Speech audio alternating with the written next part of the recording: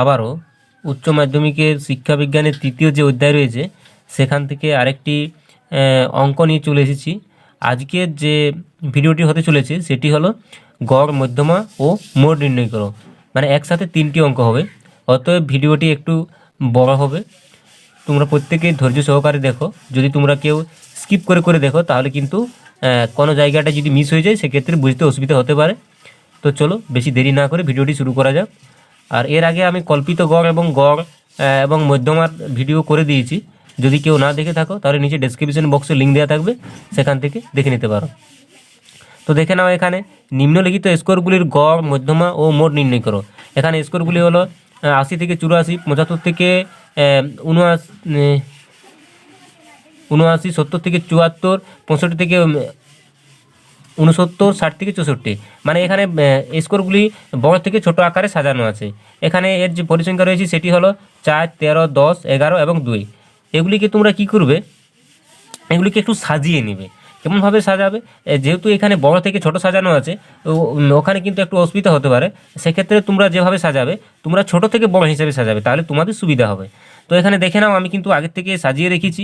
আর স্কোরটা আমি ছোট নিয়েছি, কারণ যাতে ভিডিওটা বেশি বড় না হয়, নাহলে তোমরাও বিরক্তিবোধ করবে এবং তোমাদের অনেক সময় লেগে যাবে। আর ছোট স্কোরটি এই কারণে নেওয়া হয়েছে, তোমাদের অল্প সময়ে তোমরা বুঝে যাবে সবাই। তো দেখে নাও, এখানে আমি সাজিয়ে নিয়েছি 60 থেকে 64, 65 থেকে 69, 70 থেকে 74, 75 থেকে 79, 80 থেকে 84।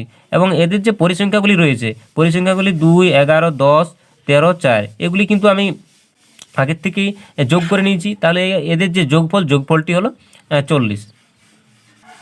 আর এখানে আমি এর যে গড় নির্ণয় করবো সেটা কিন্তু কল্পিত গড় পদ্ধতিতে নির্ণয় করব। কল্পিত গড় পদ্ধতিতে যদি আমি নির্ণয় করি তাহলে কিন্তু আমার অনেকটা ছোট হয়ে যাবে এবং সময়ও খুব কম লাগবে। তো দেখে নাও, আমরা এর আগে ভিডিওতে দেখিয়েছি এই যে এক্স ড্যাশের যে ঘরটি রয়েছে, এখানে আমি পরিসংখ্যাগুলি দেখবো কতগুলি ঘর রয়েছে, 1, 2, 3, 4, 5। তাহলে যদি আমি মিডল সংখ্যা ধরি 1, 2, 3, 1, 2, 3 এটি, তাহলে এই ঘরটিতে আমি কি করব, এখানে এই যে 70 থেকে 74 যে সংখ্যাটি রয়েছে এটিকে আমি কল্পিত গড় ধরবো। তাহলে এখানে আমি 0 ধরে নিলাম। এরপর এখানে 65 নিশ্চয়ই 70 থেকে ছোট, তাহলে কি হবে, -1, -2। এরপর নিচের দিকে যে সংখ্যাগুলি রয়েছে সেগুলি যেহেতু বড়, তাই আমি এখানে কি করব, +1 এবং +2 নিয়ে নেব। এরপর এই যে পরিসংখ্যা অর্থাৎ f এবং x যে রয়েছে এদের গুণফল করব।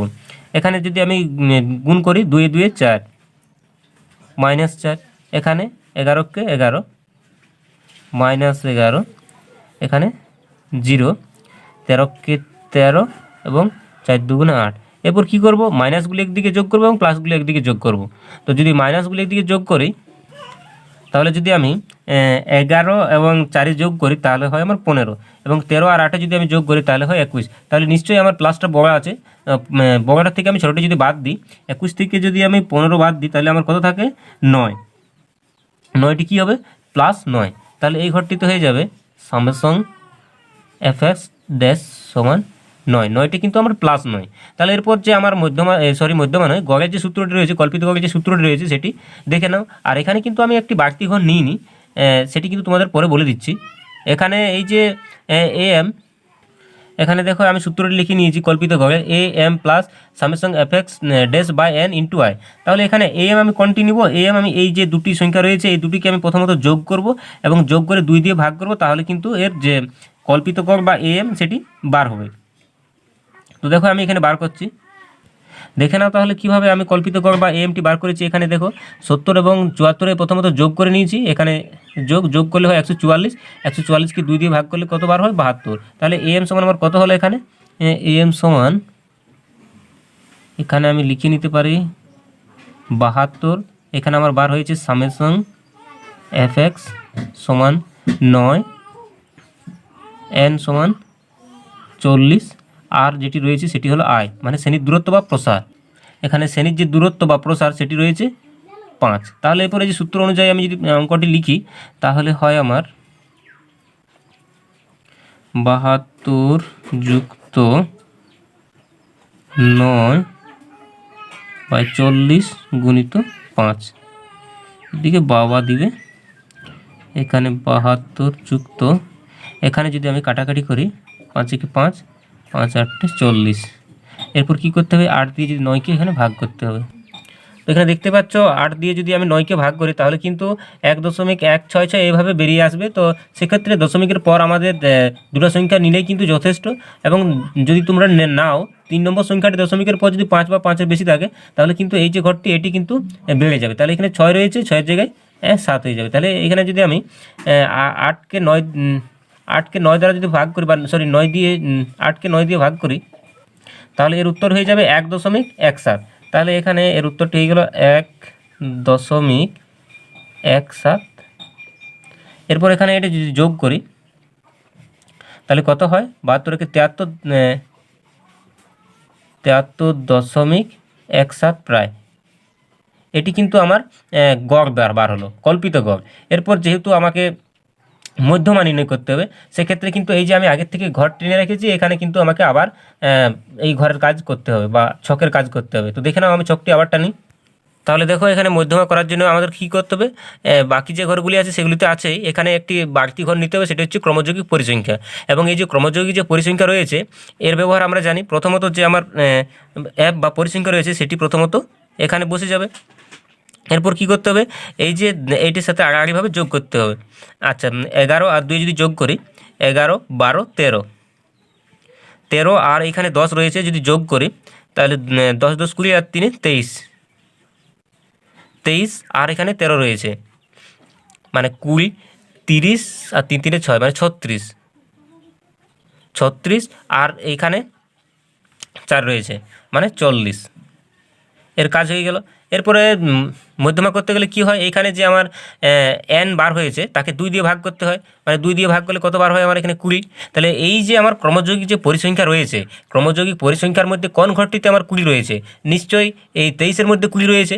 তাহলে সেক্ষেত্রে আমি এই যে 10 সংখ্যাটি রয়েছে একে কিন্তু আমি কি ধরতে পারি, একে আমি FM ধরে নিতে পারি। এবং উপরের যে সংখ্যাগুলি রয়েছে তাদের যোগফল করলে CF বার হয়। তো যেহেতু আমার এই এদের যে যোগফল সেটি কিন্তু এখানে করা রয়েছে, তাহলে সেখানে আমি কি ধরে নিতে পারি, CF।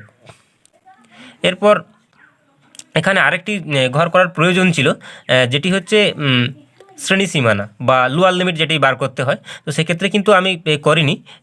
শ্রেণীসীমানা বার করার ক্ষেত্রে বা লোয়ার লিমিট বার করার ক্ষেত্রে যে সংখ্যাটিকে আমরা FM ধরি তার যে স্কোরটি থাকবে সেটাকে বাঁদিকের সংখ্যাটিকে 0.5 দ্বারা বিয়োগ করলে কিন্তু তার যে লোয়ার লিমিট সেটি কিন্তু বার হয়ে যাবে। তো দেখে নাও এখানে আমি দেখিয়ে দিচ্ছি অঙ্কটিতে। তাহলে দেখে নাও এখানে কিন্তু আমি আবার দেখিয়ে দিচ্ছি।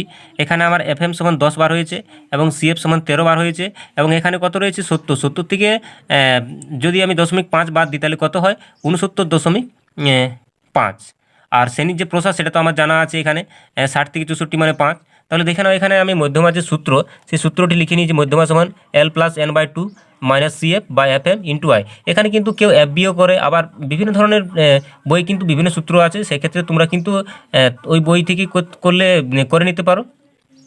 তো এখানে দেখে নাও L সমান কতবার হয়েছে, 69.5, n সমান 20, CF সমান 13, FM সমান 10 এবং I সমান 5। এরপর অঙ্কটি করা যাক।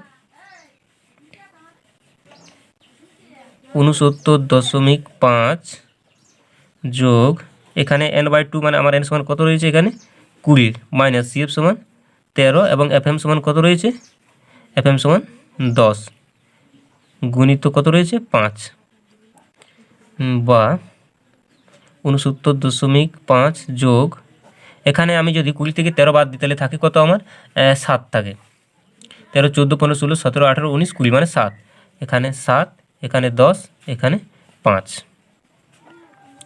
এরপরে দেখো তোমরা এইভাবে কাটাকাটিও করতে পারো, আবার এটির সাথে এটি গুণও করতে পারো। তো তোমাদের সুবিধা মতো করবে। এখানে আমি কিন্তু আমার সুবিধা মতো করছি যাতে ভিডিওটি না বড় হয়। দেখো আমি এর সাথে 5-এর সাথে গুণ করে দিই, 5 7 35। এখানে নিচে কত রয়েছে 10। তাহলে আমি এই 35কে কত দ্বারা ভাগ করব, এখানে 10 দ্বারা ভাগ করব।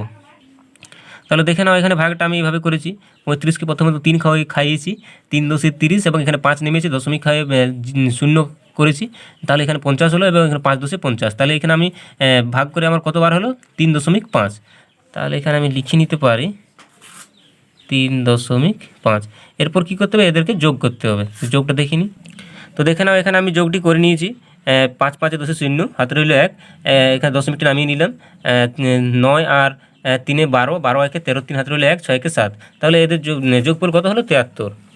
তাহলে এখানে আমি লিখে নিতে পারি 73। এটি কী বার হলো? এটা কিন্তু আমার মধ্যমা। এরপর আমাকে যেটি বার করতে হবে সেটি হলো মোড।